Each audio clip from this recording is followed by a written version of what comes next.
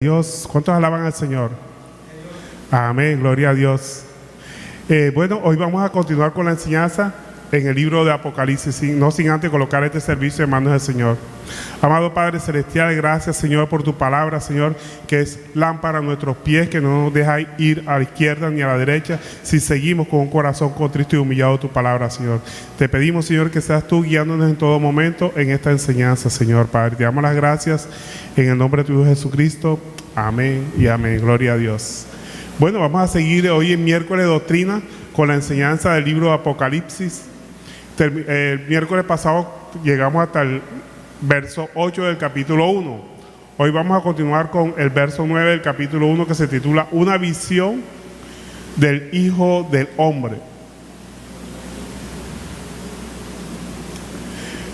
Una visión del Hijo del Hombre. El verso 9 dice, en el nombre de Jesús dice: yo, Juan, nuestro hermano y copartícipe vuestro en la tribulación, en el reino y en la paciencia de Jesucristo, estaba en la isla llamada Patmos, por causa de la palabra de Dios y el testimonio de Jesucristo.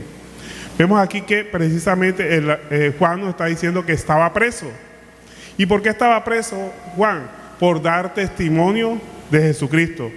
Patmos era una isla en que llevaban todos los desterrados, donde estuvo su encuentro con el ángel de Jesús. Juan tuvo el encuentro con el ángel de Jesús en ese lugar y estaba sufriendo tribulaciones. Entonces vemos aquí cómo la palabra de Dios se revela como Él quiere, muchas veces en tiempo de regocijo, en otras épocas en tiempo de tribulaciones, como estaba ahora Juan. Juan estaba preso. ¿Por qué estaba preso? Por dar testimonio de Jesucristo. Igual como dice Apocalipsis 1.1, miremos lo que dice Apocalipsis 1, que es cuando precisamente Juan estaba viendo el preámbulo de todo esto. Dice: la revelación de Jesucristo que Dios le dio para manifestar a su siervo las cosas que deben suceder pronto, y la declaró enviándola por medio de su ángel a su siervo Juan.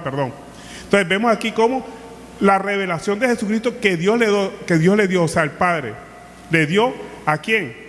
A su siervo, por intermedio de Cristo, pero que se lo envió un ángel a Juan. ¿Quién es ese ángel? Es la pregunta que asalta y la que respondimos la vez pasada que estamos aquí. El Padre le revela al Hijo. El Hijo se la da a un ángel y el ángel es el que le lleva la revelación a Juan. Entonces, ¿quién es el ángel? El ángel, obviamente, el Espíritu Santo. Entonces sigue diciendo el verso 10 del capítulo 1. Yo estaba en el Espíritu en el día del Señor, y oí detrás de mí una gran voz como de trompeta. Vemos aquí cómo Juan dice que estaba en el Espíritu. ¿Y qué significa estar en el Espíritu? Hay muchas versiones que dan significado. ¿Qué significa estar en el Espíritu? Estar en el Espíritu significa estar en santidad, estar en oración, estar en comunión con el Espíritu Santo, estar en comunión con Dios, leyendo de palabra, adorándole en todo momento. Eso podría ser estar en el Espíritu, amén. Estar en santidad para poder recibir obviamente el Espíritu Santo. Pero también estar en el Espíritu puede significar estar en un estado de éxtasis, como le sucedió a Pedro, ¿verdad? Cuando estaba allá en Jope, como dice aquí en Hechos 11.5, cuando estaba en éxtasis, que fue transportado. Entonces miremos lo que dice Hechos 11.5, que significa aquí precisamente lo que recibió Pedro cuando recibió una revelación. Dice: estaba yo en la ciudad de Jope orando y vi en éxtasis una visión, algo semejante a un gran lienzo que descendía, que por las cuatro puntas era bajado del cielo y venía a mí. La revelación que le llegó a Pedro en ese momento fue en estado de éxtasis. Él estaba orando y en presencia del Señor, y en ese momento entró en un estado de éxtasis. ¿Qué es estado de éxtasis? Una especie de suspensión de los sentidos, ¿sí? Que la persona entra en ese estado. Entonces vemos aquí cómo le viene la revelación a Juan en ese momento que se encontraba en el Espíritu. Y cuando estaba en el Espíritu, en ese estado de éxtasis, fue transportado y recibió la visión. Y vemos aquí cómo esa visión la recibió a pesar de estar en tribulación, porque recordemos que Juan estaba preso, ¿verdad? Estaba preso en Patmos, estaba sufriendo tribulaciones, estaba desterrado a Patmos. Cuando nosotros vivimos en Cristo, no importan las circunstancias externas por las que estemos pasando, nosotros vivimos para Él, y si nosotros vivimos para Él, vamos a tener todas las revelaciones y vamos a tener siempre su presencia y su ayuda en todo momento, cuando precisamente vivimos para Cristo. A pesar de las tribulaciones, a pesar de las angustias o a pesar de que estemos en opulencia, no nos vamos a desviar ni a la derecha ni a la izquierda. Así como decía el apóstol Pablo, sé vivir en pobreza y sé vivir en opulencia. O sea, no nos debemos desviar. Aquí Juan estaba pasando por tribulaciones y sin embargo se encontraba en el Espíritu. ¿Cuántas personas apenas vienen las tribulaciones ellas se apartan del Señor? Vemos aquí, Juan nos estaba dando una enseñanza, estaba preso, estaba desterrado y sin embargo estaba en la presencia del Señor. Dice, estaba en el Espíritu, o sea, estaba en santidad, constantemente orando, lectura de palabra y recibió esa revelación. Y sabemos que la palabra de Dios también nos dice que todos los que son guiados en el Espíritu son los hijos de Dios. Entonces nosotros tenemos que dejarnos guiar por el Espíritu Santo. Y entonces dice la misma palabra de Dios que dice, cuando Él estaba en el Espíritu, en el día del Señor. ¿Qué significa día del Señor? Con respecto al día del Señor hay dos concepciones. Primero, que el día del Señor puede ser el día en que la gente acostumbra a celebrar o a reunirse para adorar al Señor. Muchos utilizan el sábado, sobre todo la ley sabática, la ley de los judíos, utilizan el sábado para reunirse. Pero otros dicen que el día del Señor no es el día de celebración o el día de reunión, sino el día de la ira de Jehová, el día de Jehová. ¿Sí? Entonces vamos a ver cuál de las dos concepciones es esta. Entonces, si vemos que es el día de celebración, pues los judíos utilizan el sábado, el séptimo día de la semana, o ley sabática, como se conoce. Y esto está desde Génesis. En Génesis capítulo 2, verso 3 nos dice, y bendijo Dios el séptimo día y lo santificó, porque en él reposó de toda la obra que había hecho en la creación. Y en Éxodo 28 está diciendo el Señor, estableciéndolo como ley para los judíos, que le estaba diciendo, acuérdate del día de reposo para santificarlo. De ahí que los judíos celebran el sábado. Pero hubo otra corriente cristiana que dice que el día de reposo no es el sábado para los cristianos, sino el domingo. ¿Y en qué se fundamenta? Se fundamenta en la conmemoración de la muerte de Jesucristo. Aunque la Biblia no dice literalmente que el sábado se pasó para el domingo, han sacado esa conclusión y sobre todo los padres de la Iglesia Católica fueron los que sacaron esa conclusión de que el sábado se pasó para el domingo, pero realmente en la Biblia no encuentra ningún versículo que fundamente esta doctrina de que el sábado se pasó para el domingo, sino que se conmemora, el domingo se utiliza para conmemorarse la resurrección de Jesucristo. Y también la Biblia habla del primer día de la semana, y sabemos que el primer día de la semana, de conformidad con lo que dice la Biblia, es el domingo. Pero la Biblia no nos dice nada de que nosotros celebremos el domingo como día del Señor. Que nosotros acostumbramos a reunirnos los domingos porque es el día que las personas tienen libre ese día, porque es el día que descansa mucha gente en sus actividades laborales y lo utilizamos para reunirnos. Pero bíblicamente no está que nosotros tenemos que reunirnos ese día, o sea, cambiar el sábado por el domingo, no lo hay. Más bien dice la Biblia que todos los días son iguales para Él. O sea, tenemos que entregarle todos los días al Señor, no solamente ni el sábado, no solamente el domingo, sino también el lunes, el martes, el miércoles y así sucesivamente. Y todos los días tenemos que entregárselo al Señor, pero básicamente para ayudarnos unos a otros. Miremos lo que nos dice Gálatas capítulo 6, verso 2, sobre todo esto de que estemos nosotros reunidos. ¿Para qué nos reunimos todos? Gálatas capítulo 6, verso 2. Tenemos que ayudarnos unos a otros. Todos los días tenemos que usarles para ayudarnos unos a otros. Dice, sobrellevar los unos las cargas de los otros y cumplir así la ley de Cristo. Eso es lo que Cristo quiere, que sobrellevemos las cargas de unos para con los otros. ¿Se acuerdan de la prédica del domingo que estábamos hablando precisamente sobre la oración? Nosotros acostumbramos a pedirle a Dios que nos dé el alimento, así como dice la palabra de Dios, danos hoy el alimento, ¿verdad? Pero cuando nosotros pedimos el alimento, no lo pedimos solamente para nosotros, sino todas las personas, tenemos que hablar en plural. El alimento, dánoslo hoy, el pan nuestro, dánoslo. No dice dame el pan nuestro, dánoslo. O sea, oramos también por las otras personas que están padeciendo, que están en necesidad. Pero nosotros desafortunadamente acostumbramos a orar individualmente, nada más para nosotros. Y nos olvidamos que también hay otras personas que también están pasando por necesidad. En otras palabras, la oración que nosotros hacemos al Señor siempre tiene que ser plural. Orar también por las demás personas inmediatamente. Pedirle ayuda, protección, pero no solamente para nosotros, sino para todas las personas. El Padre Nuestro es una oración plural, no es unilateral, no es individual, es plural. Si ustedes la miran, está llena de versículos que hablan de pluralidad. O sea, oramos también por las otras personas que están pasando necesidades. Y con respecto a si tenemos que guardar el sábado o el domingo, hay un versículo que nos habla más exactamente qué es lo que quiere el Señor, si guardamos el sábado o guardamos el domingo. Colosenses capítulo 2, verso 16.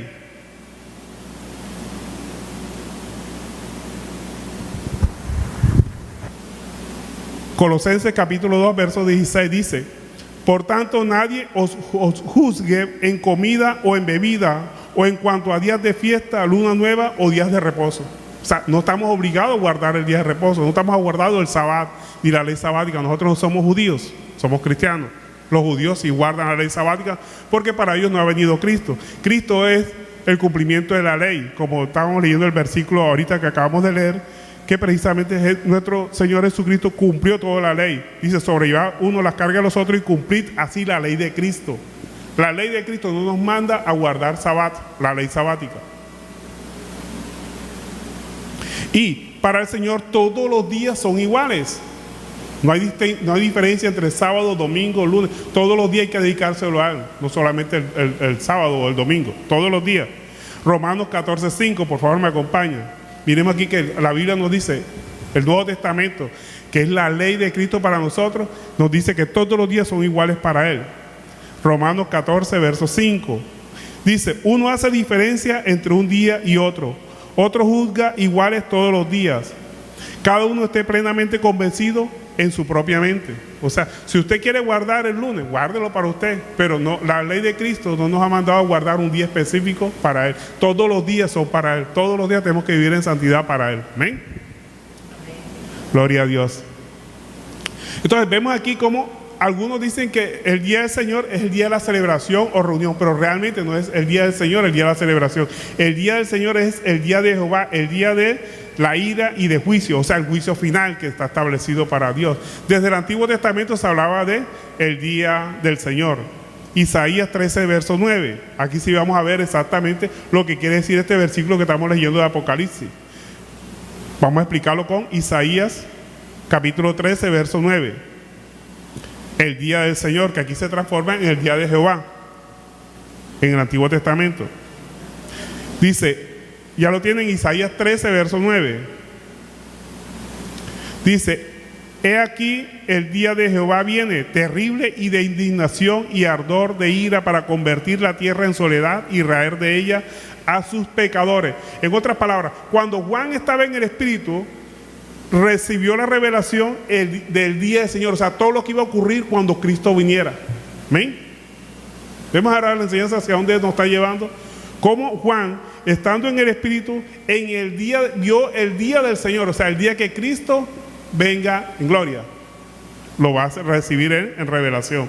Y ese día, que es el día del juicio final o el día de la ira de Dios, como también se conoce en la Biblia, como lo dice Romanos capítulo 2, verso 5. Romanos 2, 5 dice: pero por tu dureza y por tu corazón no arrepentido, atesoras para ti mismo ira para el día de la ira y de la revelación del juicio justo de Dios, el cual pagará a cada uno conforme a sus obras. Vida eterna a los que perseverando en bien hacer buscan gloria y honra e inmortalidad, pero ira y enojo a los que son contenciosos y no obedecen a la verdad, sino que obedecen a la injusticia. Entonces vemos aquí como cuando Juan estaba en el Espíritu, en el día, recibió la revelación del día del Señor, en el día del Señor. O sea, él empezó a ver lo que iba a suceder cuando Cristo venga. Dice: y oí detrás de mí una gran voz como de trompeta, la voz de Dios.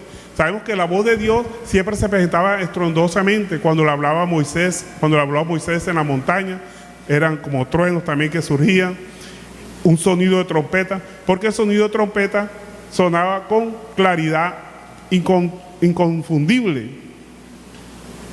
Entonces Juan recibió precisamente esa revelación en ese momento. Y el verso 11 del capítulo 1 de Apocalipsis, vamos ahora para el verso 11. Amén. Capítulo 1, verso 11. Esa voz que decía: yo soy el alfa y la omega, el primero y el último. Escribe en un libro lo que ves y envíalo a las 7 iglesias que están en Asia, Éfeso, Esmirna, Pérgamo, Tiatira, Sardis, Filadelfia y la Odisea. O sea, el yo soy. Mira cómo se presenta el yo soy que es el principio, el fin, el principio y el fin. Antes de Dios no había ningún Dios, ni habrá ningún Dios después de él. Y el verso 12 nos dice: y me volví para ver la voz que hablaba conmigo, y vuelto vi 7 candeleros de oro. O sea, él no vio de dónde salía la voz, lo que vio fue 7 candeleros de oro. Precisamente lo que le estaba hablando el Señor, que le enviara el mensaje a las 7 iglesias que estaban en Asia. Los 7 candeleros representan las 7 iglesias de Asia. ¿Sí? 7 candeleros representan las 7 iglesias de Asia. ¿Por qué se le identifica a los candeleros con la iglesia? Porque son los que portan la llama que es del Señor, porque la llama es la del Señor. Los candeleros llevan una llama, pero que la llama no es el candelero, sino que la llama es del Señor. ¿Amén? Entonces, de ahora en adelante, cuando nosotros veamos que se está hablando de los candeleros de oro, se está hablando de las iglesias, las 7 iglesias. Las 7 iglesias que estaban en Asia. Pero en Asia había muchas más iglesias, sino que estas 7 iglesias eran las iglesias representativas. El miércoles pasado explicamos más que habían 7 iglesias, había más de 7 iglesias, y que estas 7 iglesias eran las representativas y que tenían canales de comunicación entre ellas. El mensaje iba para estas 7 y que estas 7 se encargaran de llevar el mensaje a las otras iglesias. Sigue diciendo el verso 13 del capítulo 1.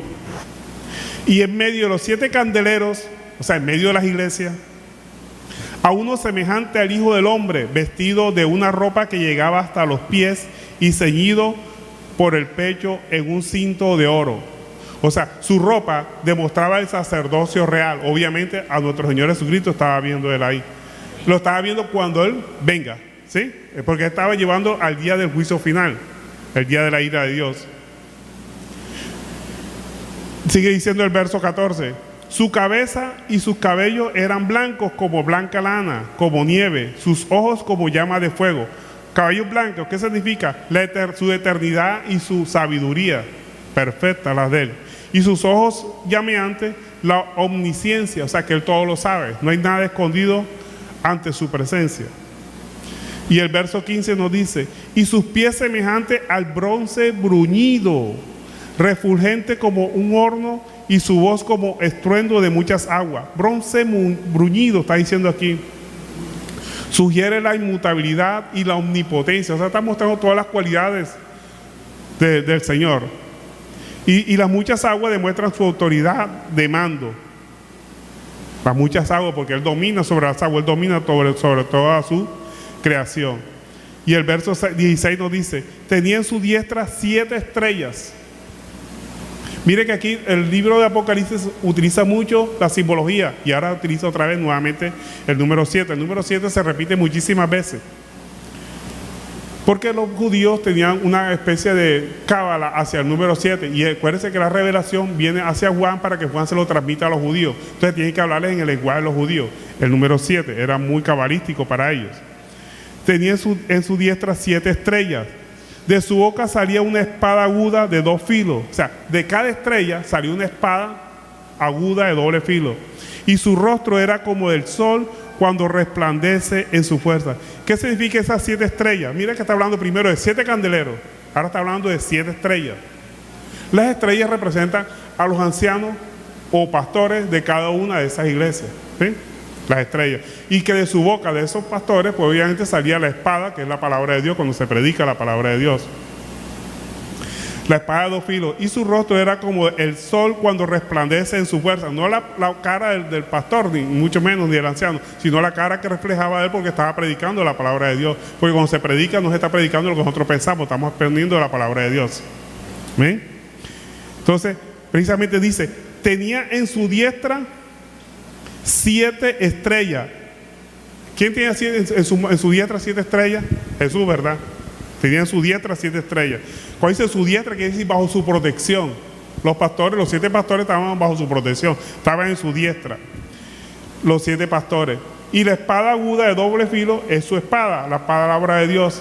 Y el rostro como sol refleja su gloria y majestad. La gloria y majestad de quién? De nuestro Señor Jesucristo, que es indescriptible. O sea, que no se puede describir.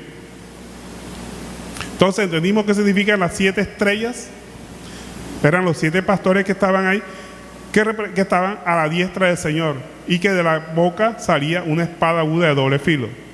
Y el verso 17 dice, cuando le vi, caí como muerto a sus pies, y le puse su diestra sobre mí, diciéndome, y él puso su diestra sobre mí, diciéndome, no temas, yo soy el primero y el último. Y el verso 18 nos dice, Y el que vivo y estuve muerto, mas he aquí que vivo por los siglos de los siglos. Amén. Y tengo las llaves de la muerte y del Hades. Aquí es importante el tema de las llaves de la muerte y el Hades. Es la prerrogativa, el poder de la prerrogativa de Satanás que causó la rebelión original. La rebelión original no se dio aquí en la tierra, se dio en el cielo. La rebelión cuando Satanás se levantó contra Dios y quiso ser semejante a él. Esto causó obviamente la muerte. Él espiritualmente porque fue lanzado a la tierra, y a la vez él engañó a Eva, y por transgresión pecó Adán y vino la muerte hacia el hombre. En contraprestación a eso, a Jesús ahora es el Señor que domina tanto la vida como la muerte.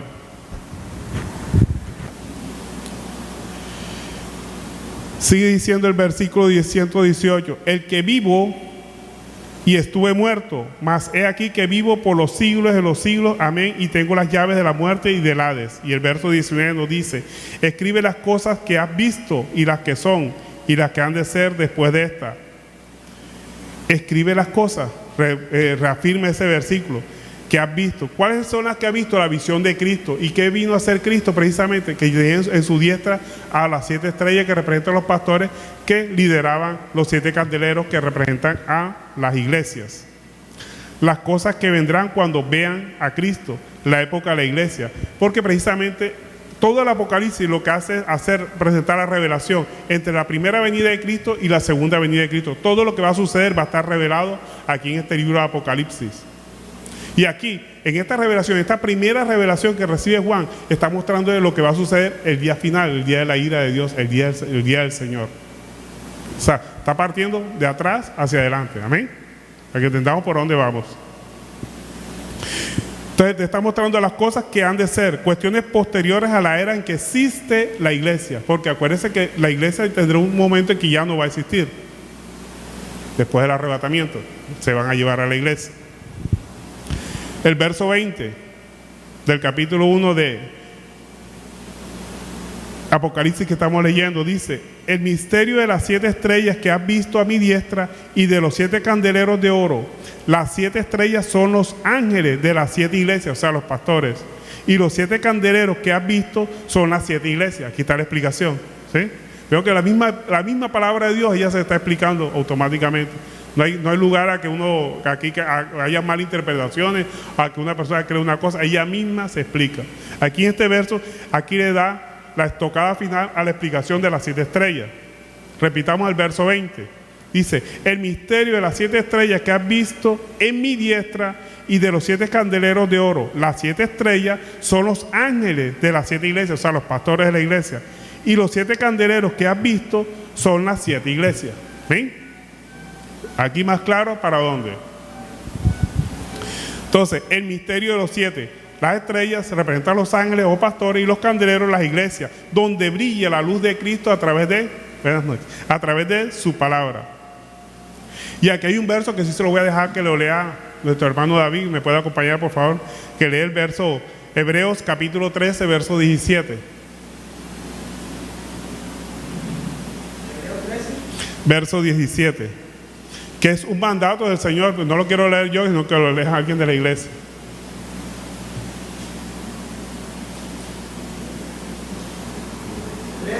17. Obedecer a vuestros pastores y sujetaos a ellos, porque ellos velan por vuestras almas, como que les han de dar cuenta, para que lo hagan con alegría y no quejando, porque esto no es todo. Esto tiene concordancia con lo que hemos leído. El Señor pone a 7 estrellas, están en su dieta. Él tiene la protección sobre las 7 estrellas, que son los 7 pastores. Los pone ahí para dirigir a la iglesia, y ellos son los que van a rendir cuenta de todas sus ovejas. Se los pone en sus manos. Entonces, por eso permití que David lo leyera, para que no fuera yo mismo. Entonces, aquí está hablando del misterio de las 7 estrellas. Las 7 estrellas representan, como dijimos, los 7 pastores. Sigamos ahora con el capítulo 2. Ya viene ahora el mensaje para cada una de las iglesias. El capítulo 2 se titula Mensaje a las 7 iglesias. El primer mensaje es a la iglesia de Éfeso. Éfeso fue la capital de Asia Menor, centro del comercio de tierra y de mar. Entonces lo importante es que tengamos en cuenta aquí que en Éfeso era el centro del culto a la diosa Artemisa, sí, o Diana de los Efesios. Y había una industria muy popular y naciente y muy fuerte, que era la que se encargaba de hacer las estatuas de las diosas y las estatuas.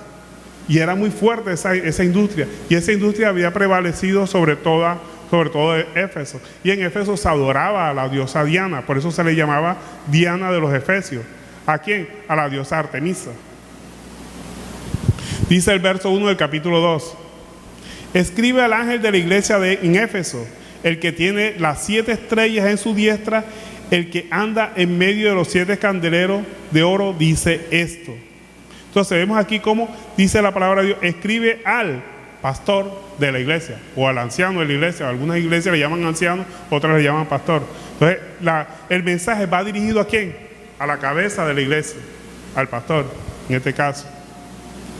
Entonces le dice, el verso 2, yo conozco tus obras y tu arduo trabajo y paciencia, y que no puedes soportar a los malos, y has probado a los que se dicen ser apóstoles y no lo son, y los has hallado mentirosos.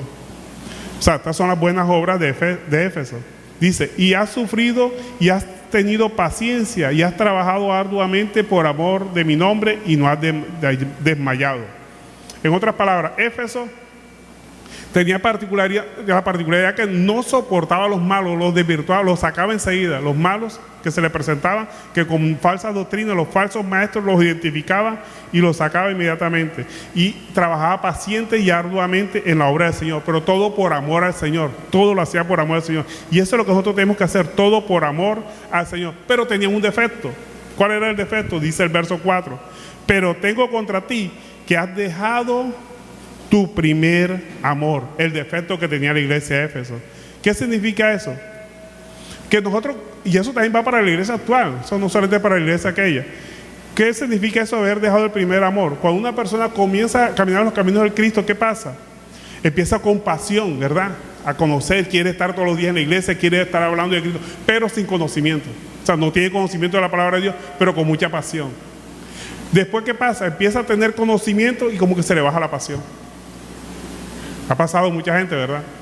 Se baja la pasión. Entonces eso es perder el amor hacia la obra del Señor. El Señor quiere que aumentemos en conocimiento, pero que también aumentemos en pasión hacia la búsqueda del mismo Señor. Que no menguemos en ese momento. Ahora, ¿cuándo baja la pasión hacia la búsqueda del Señor? No baja por falta de conocimiento, como vemos, porque muchas personas conocen mucho de la palabra de Dios, sin embargo usted le ve que se ha bajado la pasión. Ya no lo buscan con ese primer amor, con esa pasión que tenían anteriormente. ¿Pero por qué pasa esto? Porque muchas veces ha entrado el pecado en la persona, ha dejado cosas, no ha matado esas pequeñas zorras en su corazón. Esas pequeñas zorras en su corazón terminan matando a la persona. Pero si nosotros no matamos el pecado que nos asedia, ese pecado terminará matándonos a nosotros. Pongamos el caso el que entregó a nuestro Señor Jesucristo, de Judas. Judas tenía un problema. ¿Cuál era el problema de él? Que él era ladrón. Y como nunca sacrificó ese pecado que tenía dentro de sí, porque acuérdense que él se robaba de las ofrendas, cogía las ofrendas para sí. Como él nunca quitó ese pecado de su corazón, terminó vendiendo a nuestro Señor Jesucristo. Y así pasa con muchas personas. Como no sacrifican ese pecado que tienen encima, termina ese pecado vendiéndolos a ellos, vendiendo la palabra de Dios. Muchos tienen amor al dinero. Y como no se quitan ese problema de amor al dinero, después terminan vendiendo la palabra de Dios, utilizando la palabra de Dios para conseguir ganancias. Y ese pecado termina matando a las personas. Y esto nos lo confirma la palabra de Dios en Mateo 24:12. ¿Cuándo se acaba el amor en una persona hacia Cristo? Miremos, aquí nos dice la misma palabra, habla. Mateo 24, verso 12.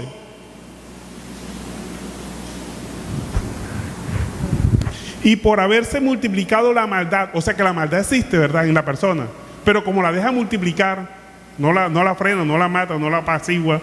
Dice, por haberse multiplicado la maldad, el amor de muchos se enfriará. Mas el que persevera hasta el fin, o sea, que mata ese pecado, lo aplasta con la palabra de Dios, no lo deja que salga pronto, dice, más el que persevera hasta el fin, este será salvo. Y eso es lo que nos preocupa a todos los pastores, la salvación de las personas. Más que la sanidad, más que la prosperidad, más que cualquier otra cosa, es la salvación de la persona. Porque acuérdense que el Evangelio de Cristo es salvación para todo el que cree. Y el que no cree, condenación, porque ya está condenado. La palabra de Dios nos dice, por cuanto todos pecaron y están destituidos del reino de los cielos. Mas la dádiva de Dios es vida eterna en Cristo Jesús. El Señor quiere que todos se salven y que todos lleguen al arrepentimiento, porque todos somos criaturas de Él y Él nos ama a todos. Al más pecador que usted ve, a la persona que nosotros mal llamamos a desechable, el Señor también la ama a Él, también quiere que se convierta, también quiere que venga a los caminos de Él. Sigamos el verso 5 del capítulo 2 de Apocalipsis que estamos leyendo. Dice, recuerda por tanto de dónde has caído y arrepiéntete y haz las primeras obras, pues si no vendré pronto a ti y quitaré tu candelero de su lugar si no te has arrepentido. En otras palabras está diciendo el Señor, arrepiéntete. Si dejamos apagar la llama de ese amor, o sea, la pasión que nosotros tenemos por Cristo, si dejamos apagarla, ese candelero se va a apagar. O sea, que se va a ir la llama de Cristo, el Espíritu Santo sobre nosotros. Dejaremos de ser iglesia, porque iglesia, acuérdense que no son cuatro paredes, somos cada uno de nosotros. ¿Y por qué somos iglesia? Porque somos el templo del Espíritu Santo. El templo del Espíritu Santo, somos cada uno de nosotros. Si dejamos esa pasión, dejamos ese amor, el Espíritu se va. Y acuérdense que eso fue lo que escribió precisamente David en su salmo cuando le demostraron que había pecado. Él dijo, Señor, no quitas de mí tu Santo Espíritu, porque él vio que se le estaba yendo el Espíritu por el pecado que había cometido. Una persona que tiene el Espíritu Santo y comete un pecado y se le va el Espíritu, siente un vacío en su corazón, un vacío que solamente Cristo puede llenar. Por eso dice Cristo que Él es río de agua viva. ¿Por qué es río de agua viva? Porque nos quita la sed de pecar, la sed de hacer las cosas que va contra la palabra de Dios. Entonces, nosotros ¿qué tenemos que hacer? Precisamente no dejar apagar esa pasión. Aviva el fuego que hay dentro de ti, nos dice la palabra de Dios en todo momento. No lo dejes que se apague. Nosotros tenemos que buscar más llenura de la palabra de Dios. ¿Y cómo buscamos que ese fuego no se apague? Alimentándonos. Así como nos alimentamos físicamente, 3 comidas, desayuno, almuerzo, comida y meriendas entre medio de ellas, ¿verdad? Que todo el mundo come su meriendita, cualquier cosita por algo se come. De la misma cosa es la palabra de Dios. Tenemos que leer la palabra de Dios, tenemos que orar, tenemos que congregarnos. Y meriendas, leer la palabra también de vez en cuando ahí, después de haberla leído oficialmente, 2 horas mínimo al día. Tenemos que hacer ese sacrificio, hermanos. Si usted quiere ser robusto espiritualmente, no dejar que esa llama se apague, no dejar que ese primer amor se apague y terminar como la iglesia de Éfeso, que había dejado el primer amor, hacía todas las cosas por tradición, por religiosidad. Hay muchas iglesias así que hacen las cosas por tradición. Entonces tenemos que estar leyendo la palabra de Dios. Cuando nosotros nos reunimos aquí en la iglesia, nos motivamos para leer más la palabra de Dios. Vea, usted con esta enseñanza de hoy, usted va en su casa y sigue escudriñando, estudiando más la palabra, profundizando más y se sigue alimentando de la palabra de Dios y confronta. Todo lo que aquí se diga, usted confróntelo, no trae entero. Entonces lo digo a todas las personas, no trae entero, usted estudie y mire, métase más en la palabra de Dios y pregúntele al Señor. El que esté falto de sabiduría, pídale y se le dará mano llena, dice la palabra de Dios. Y si tiene una duda, después nos reunimos y compartimos y aclaramos las dudas que usted tenga, todas esas cosas, porque aquí aprendemos todo. Lo único que se la sabe toda es Jesucristo. Es el único. Nosotros somos aquí simplemente unos portadores de su palabra. Sigue diciendo la palabra de Dios, el verso 6.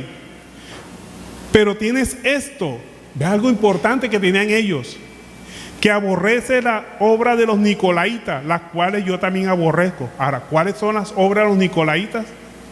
Hay muchas versiones sobre qué significan las obras de los nicolaitas. Muchos tratadistas dicen que había un señor que se llamaba Nicolás y toda una doctrina tergiversando la palabra de Dios, pero no hay nada concreto en la palabra de Dios.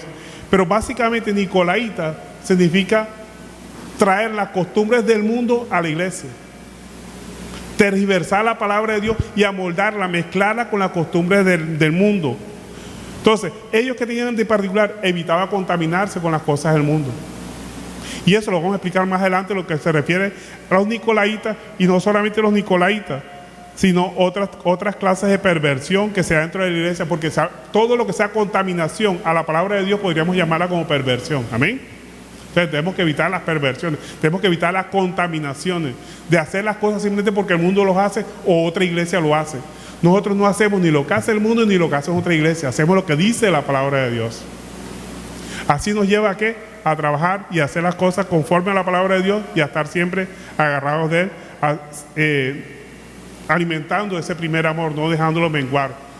El primer amor, como decimos nosotros, cuando nosotros comenzamos a conocer la palabra de Dios, vamos con mucha pasión pero sin conocimiento. Pero muchas personas cuando comienzan a conocer la palabra de Dios se les baja la pasión. Y esa pasión tenemos que alimentarla solamente con lectura de palabra, oración y congregación. Esas tres son básicas.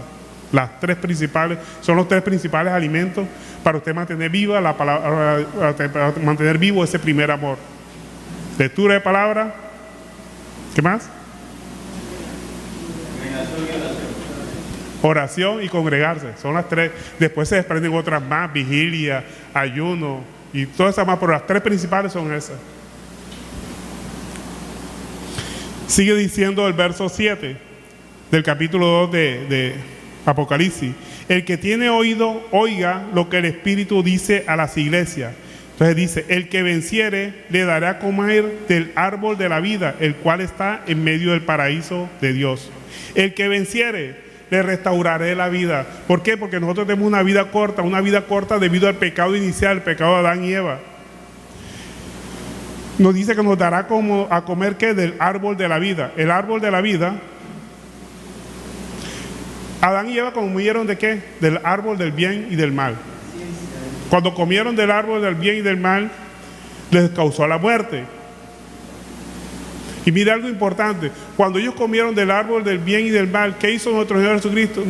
Jehová de los ejércitos dice: quitó al hombre de ahí del huerto para que no alargara y comiera ¿qué? Del árbol de la vida. ¿Y por qué hizo eso el Señor? ¿No se han preguntado eso? ¿Por qué hizo eso el Señor? Miremos lo que dice la palabra de Dios. Génesis 3:22. La misma palabra responde. Vamos con la palabra de Dios. Génesis 3:22. Amén. Y dijo Jehová Dios: he aquí el hombre es como uno de nosotros, sabiendo el bien y el mal. Ahora pues, que no alargue su mano y tome también del árbol de la vida y coma y viva para siempre. ¿Por qué lo hizo el Señor? Porque si hubiera permitido que comiera del árbol de la vida, iba a vivir eternamente en el pecado. Entonces, tenía que permitir que murieran, y con la sangre de Cristo redimido antes que murieran, obviamente podrían alcanzar la salvación. ¿Sí? Esto le puso un límite a la capacidad de hacer el mal, porque si ellos hubieran comido el árbol del árbol de la vida, estando en pecado, hubieran permanecido eternamente condenados. ¿Sigue la explicación? El Señor en su sabiduría, por eso no permitió que alargara su mano y tomara el árbol de la vida. Sigamos ahora el mensaje de Esmirna,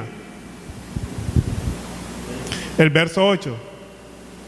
Dice, perdón. ¿Podría repetirlo, la explicación? Vamos a leerlo vamos a buscarlo en otras palabras, ¿será?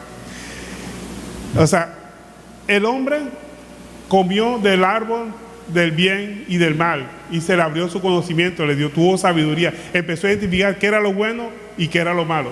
¿Sí? El Señor en su sabiduría dijo, lo quitó del paraíso para que no extendiera su mano y comiera del árbol de la vida, porque si hubiera comido el árbol de la vida hubiera permanecido eternamente en pecado y la población se hubiera multiplicado, pero hubieran quedado en pecado.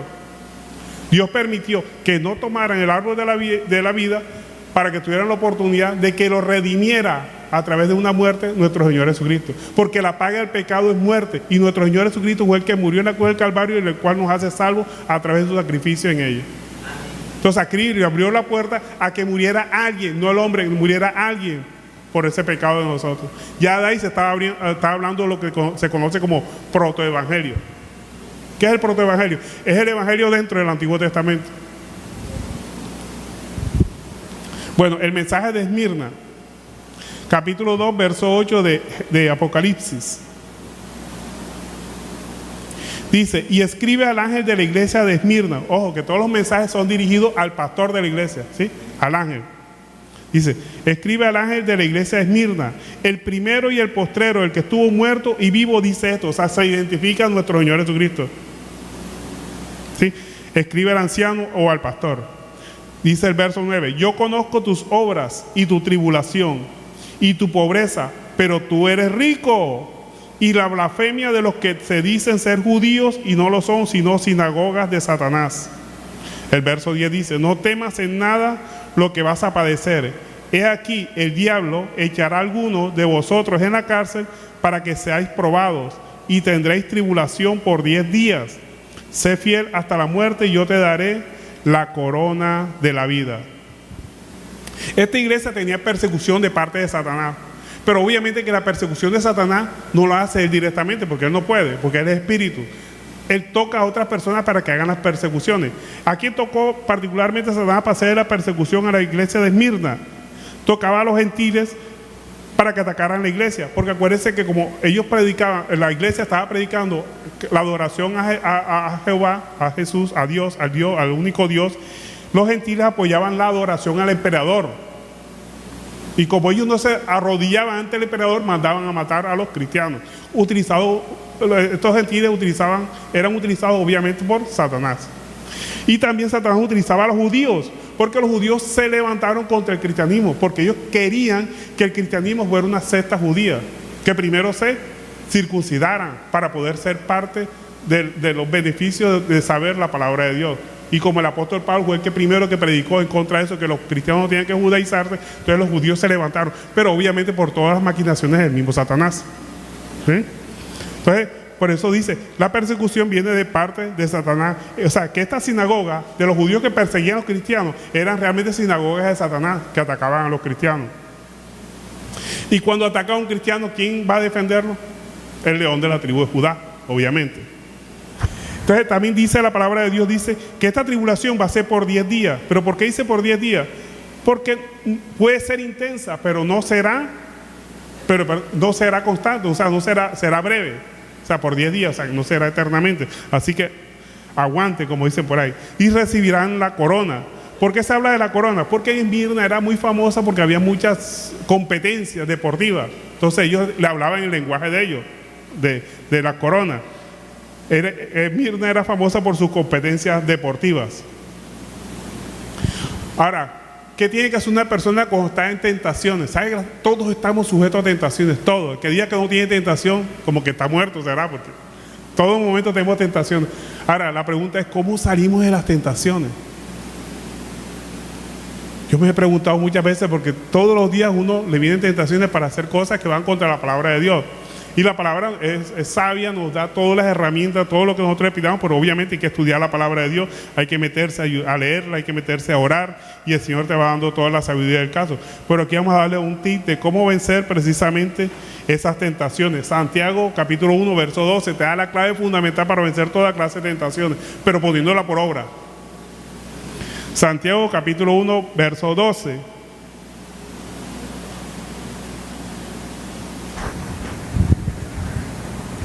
Bienaventurado el varón que soporta la tentación, porque cuando haya resistido la prueba recibirá la corona de vida que Dios ha prometido a los que le aman. O sea, entre más usted ame al Señor, usted no va a querer hacer las cosas que no le gustan a Él.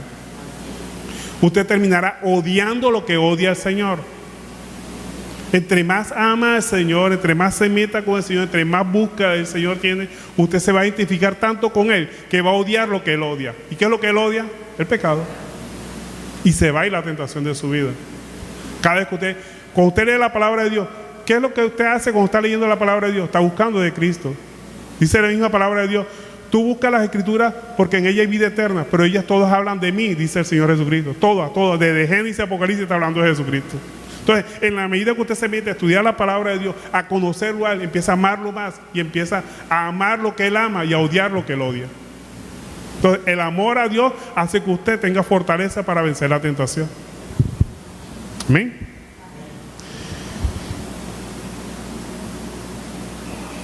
Entonces, aquí tenemos la clave para vencer la tentación. Sigue diciendo el verso 11 del capítulo 2 de Apocalipsis. Dice, el que tiene oído, oiga lo que el Espíritu dice a las iglesias. El que venciere no sufrirá daño de la segunda muerte.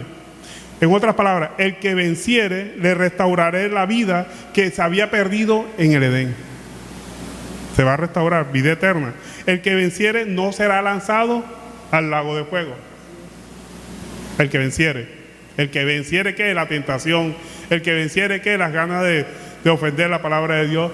El que venciere, ¿qué? La naturaleza carnal. Crucificar la naturaleza carnal. El que venza va a tener la corona de vida. Vamos al verso 12 del capítulo 2. Mensaje a Pérgamo. Pérgamo es una ciudad que era el centro de la cultura griega. ¿Y qué había en esa cultura griega? La gente lo frecuentaba en busca de sanidad, básicamente de sanidad. Era lo que más lo buscaba a ellos.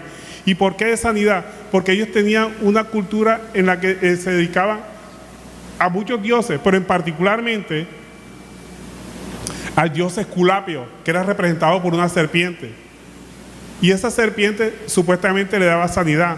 ¿Ustedes se acuerdan de la piscina de Bethesda? Bueno, la piscina de Bethesda, según los últimos hallazgos arqueológicos, se ha demostrado que habían serpientes talladas en esa piscina. De tal manera que entonces estaba la creencia que el primero que se lanzara a esas aguas iba a ser sano. Obviamente ahí no estaba la mano de Dios.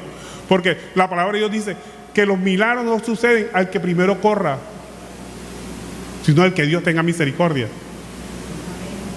Las bendiciones de Dios no es para el que más corra, el que más ore, el que más ayude, no, sino para el que Dios tenga misericordia. Orar es bueno, leer la palabra de Dios es bueno, pero los milagros no dependen de eso. Los milagros dependen de la misericordia del Señor. Y Él tendrá misericordia de quien quiera tener misericordia. Entonces, ese Dios Esculapio, la culebra, una serpiente, representaba la sanidad para ellos. Y por eso usted ve que la medicina se representa con un vástago y dos serpientes entrelazadas. Viene de allá. Y por ahí ver la medicina se relaciona con el dios Esculapio. Entonces, esta gente buscaba la sanidad a través del dios Esculapio. Ellos eran muy sabios, estudiaban mucho, les gustaba mucho la literatura. Contaban con la biblioteca más grande que había en ese momento.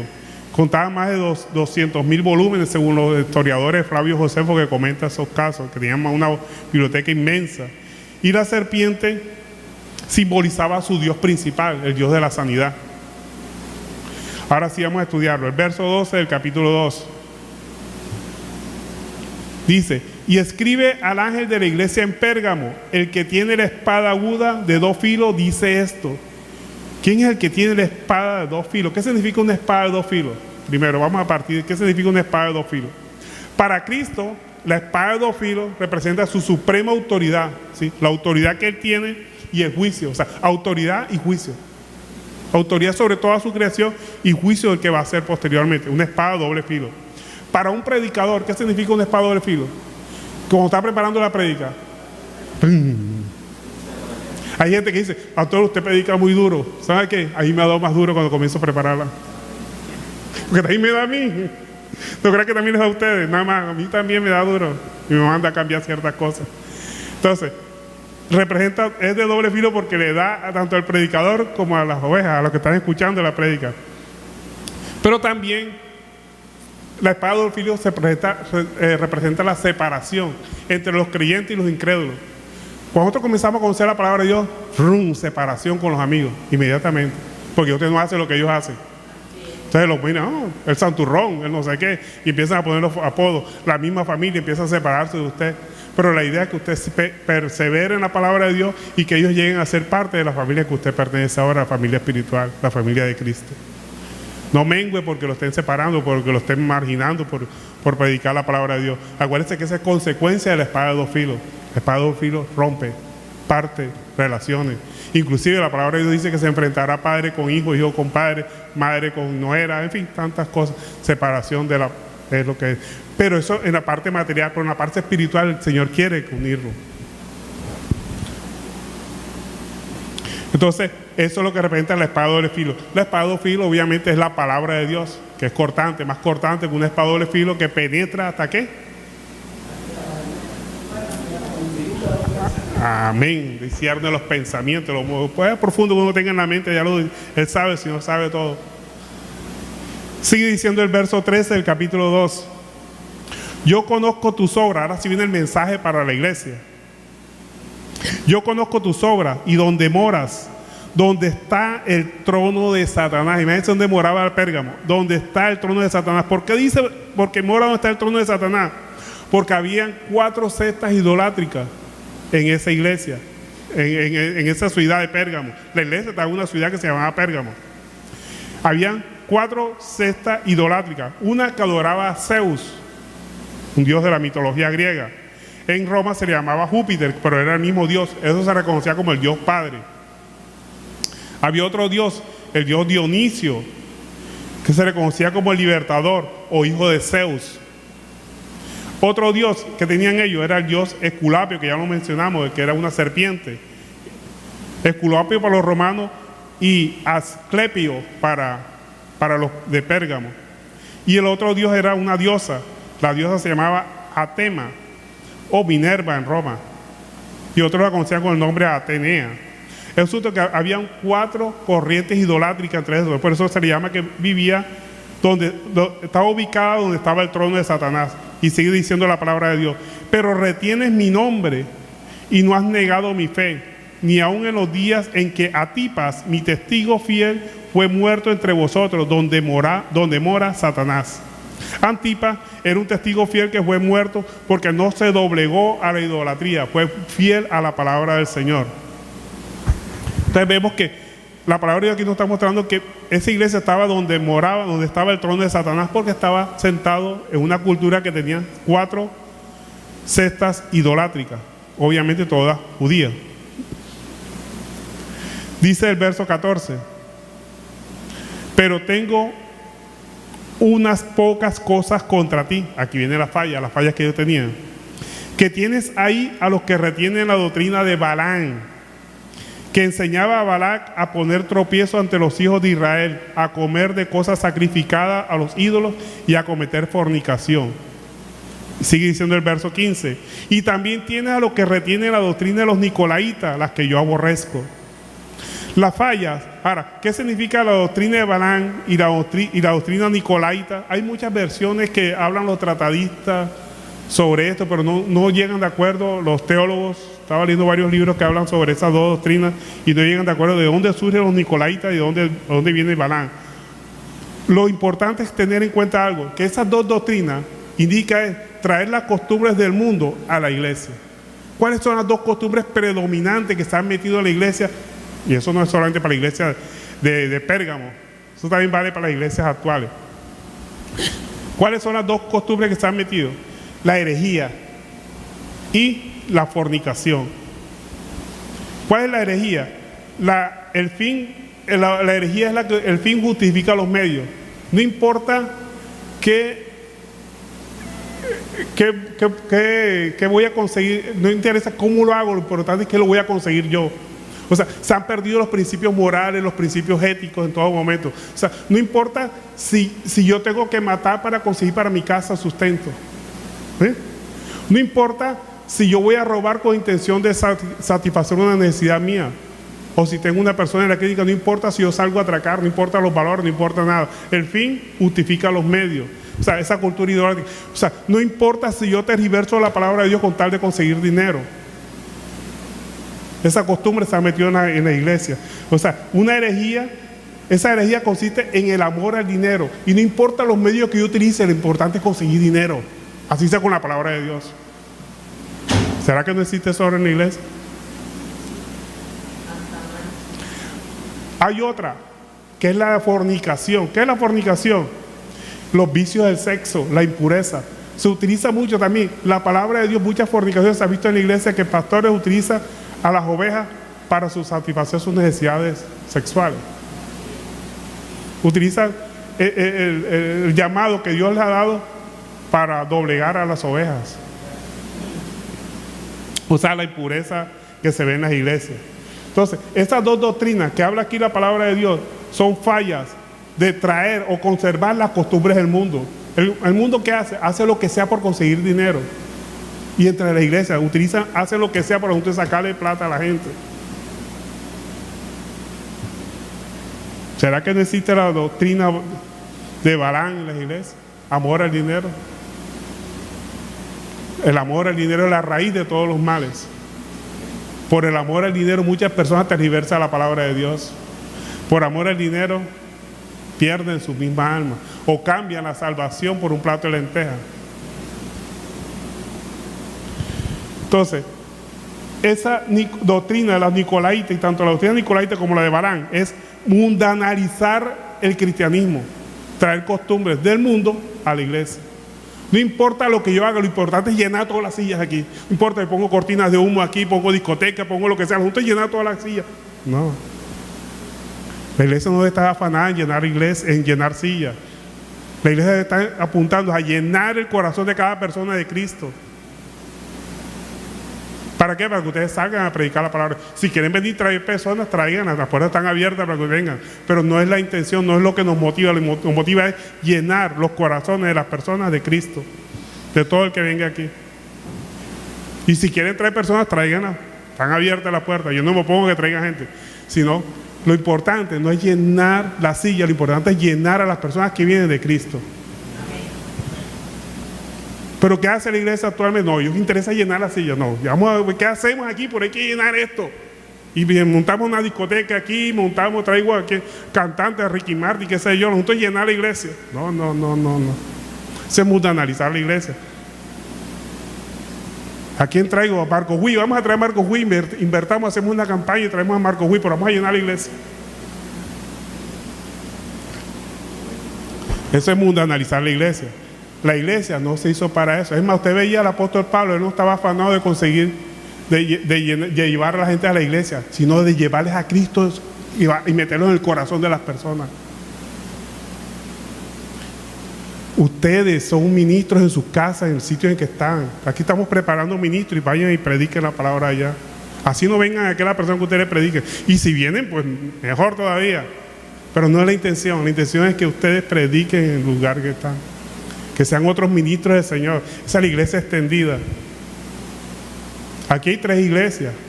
La iglesia aquí física, ustedes aquí. La iglesia en el aire cuando predicamos también en internet. Otra iglesia que tenemos allá y la iglesia que yo predico por WhatsApp. Pero básicamente la iglesia son cada uno de ustedes, donde mora el Espíritu Santo. Entonces eso es lo importante, que prediquemos la palabra de Dios y evitemos la cultura de los nicolaitas, que no hacer lo que sea con llenar sillas. No nos interesa eso. Nos interesa es predicar la palabra tal como está escrita aquí en la Biblia. Eso es lo único que nos motiva a nosotros. Entonces sigue diciendo el verso 16 del capítulo 2. Por tanto, arrepiéntete, pues si no, vendré a ti pronto y pelearé contra ellos con la espada de mi boca. Tú sabes que este versículo es uno de los más complicados para entender. Porque mire lo que dice, arrepiéntete, pues si no, vendré a ti pronto y pelearé contra ellos. Fíjese usted, sí, pero viene a ti pronto, pero va a pelear contra ellos. ¿Cómo así? Explícame eso.